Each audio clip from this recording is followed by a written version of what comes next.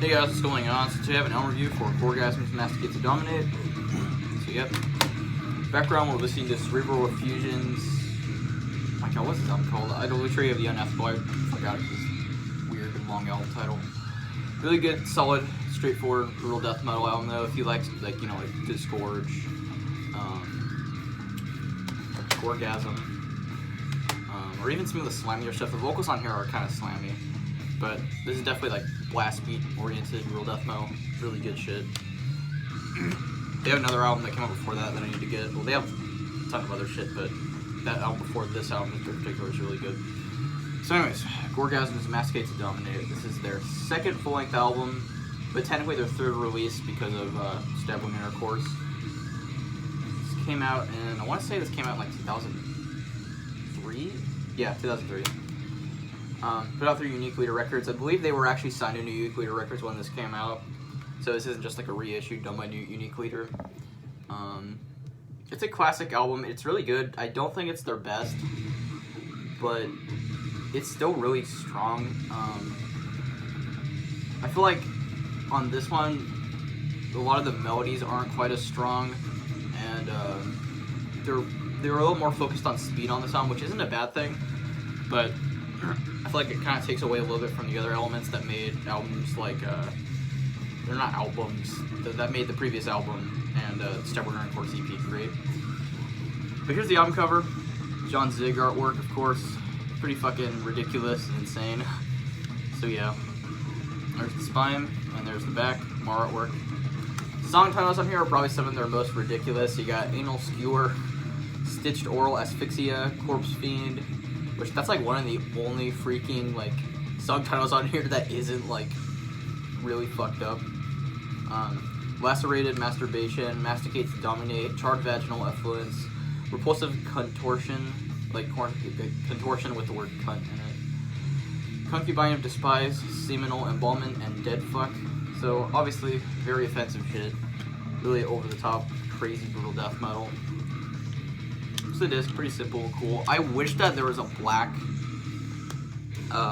inlay instead of white. It looks so funky and it just does not match, obviously, the darker colors on the album cover.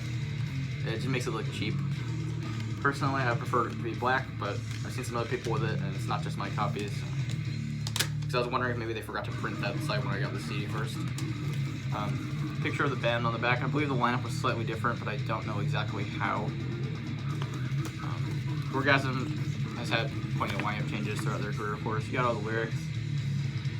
You know, like I said, really offensive, crazy, over-the-top stuff as you'd come to expect in brutal death metal.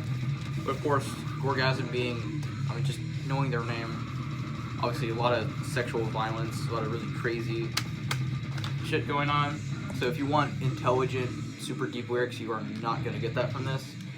But if you want some really intense, fast, and sometimes catchy brutal death metal, you will get that from this.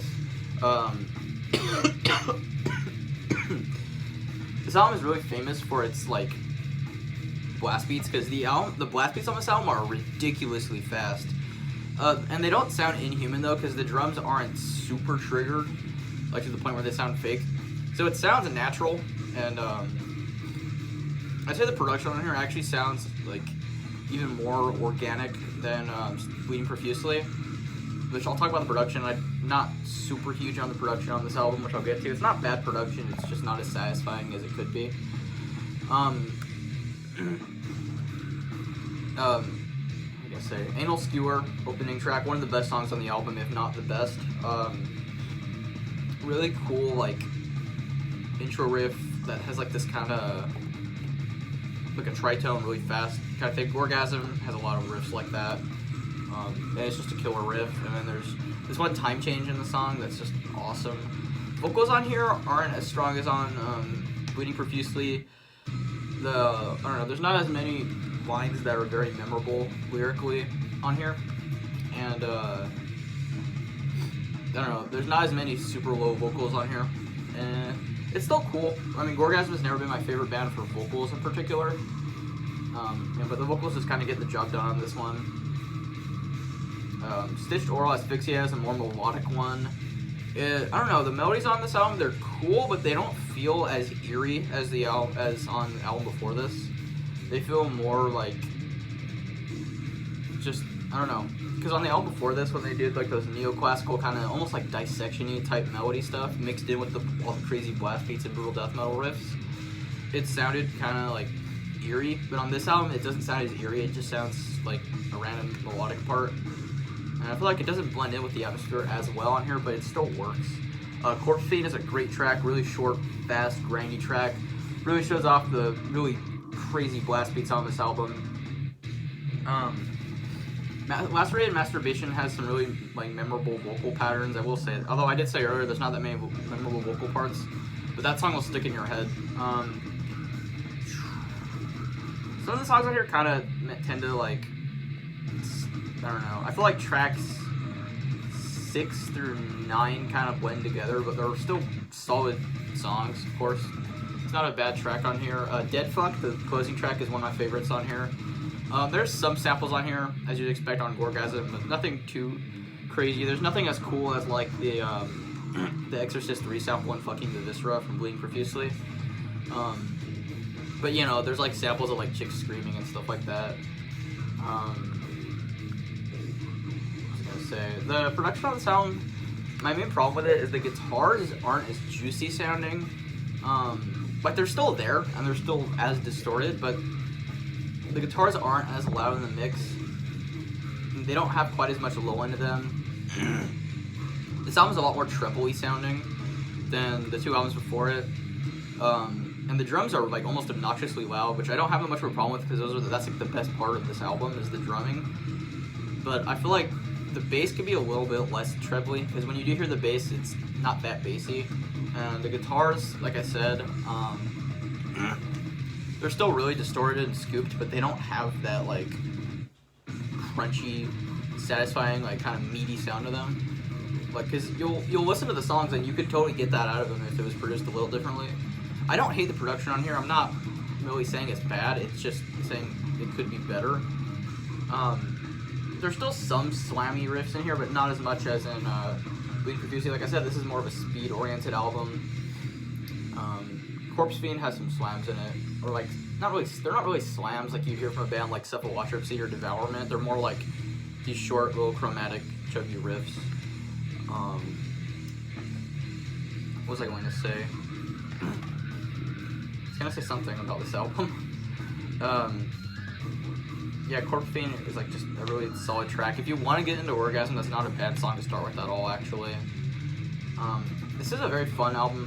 That's what I was going to say. There's one song on here, I don't know which one it is. I want to say it's either Charged Vaginal Effluence or Repulsive Contortion, where they try putting in like an 808, and it doesn't really work with the production because it's weird. It's like, instead of being bassy and like, you know, having like an extra little thump in there, the 808 kind of has this weird like, just like weird like short little staticky blip over everything. Like it all sounds like they just removed all the low end from the 808 and just made just a really loud like before like this riff that comes in. It just sounds really weird to me, and I wish that, I feel like it would have worked better without it, or if they had produced the 808 to be more bassy. I mean, because tons of brutal death metal bands, you know, obviously like Extermination, Dismemberment, Devourment, Defeated Sanity, have used 808s and made them sound really cool in brutal death metal, but it just doesn't work in that song on this album, in my opinion.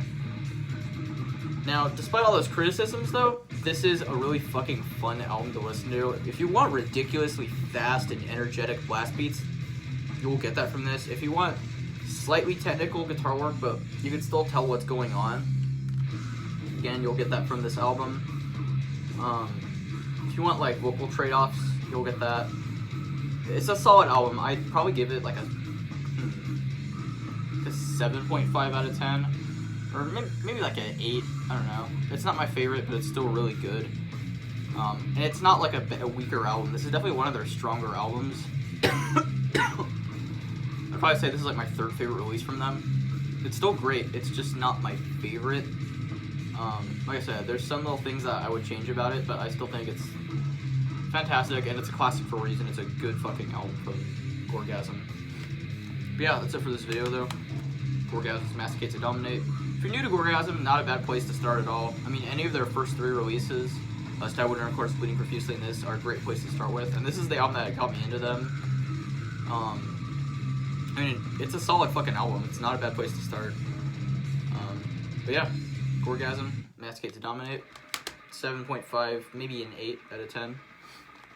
So that's it for this video. Hope you guys enjoyed. Remember to like, comment, subscribe. See you next time.